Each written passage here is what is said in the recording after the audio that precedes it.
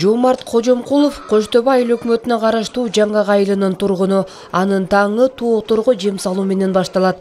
Короосунда 500 канаттуусу бар. Күн сайын чакалап жумуртка алып, өзү жашаган аймактагы дүкөндөргө таратат.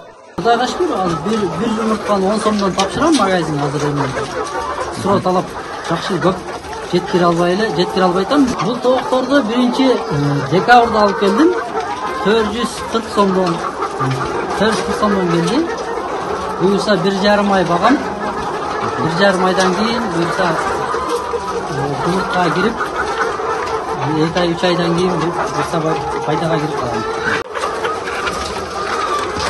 Жомарт алгач тоок багуунун сырларын интернеттен көрүп кызыгуу пайда болгон.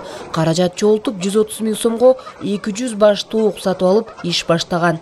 Интернеттен көрүп эле кызыгып, Россияга барбаштын амалын кылып баштадым. Буюрса дагы ал көбөйтөм деген ойдомун. Ишкердин айтымында тоок багууда жылуулук башкы маселе. Ошондуктан күндө бөлмөдөгү температураны текшерип, такай көзөмөлдөп турат. Эгерде жылуулуктун көрсөткүчү төмөндөп кетсе, анда канаттуулар жумуртка бербей калуусу ыктымал. Өзүнүн температурасы бар да, бир канча 15 градустан 20 градуска чейин кармайсың. Жайында ысып кетсе вентилятор коебуз, кышында суук болуп кетсе печка саябыз. Убагында эртең менен убагында светин кийгизебиз, жемин беребиз, убагында сааты менен да бардыгы. Жаш баладай карайбыз да.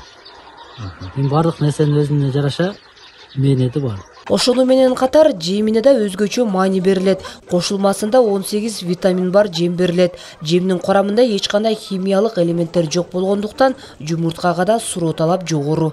Диана Райымжанова, Акназар Сулайманкулов, Аксы району.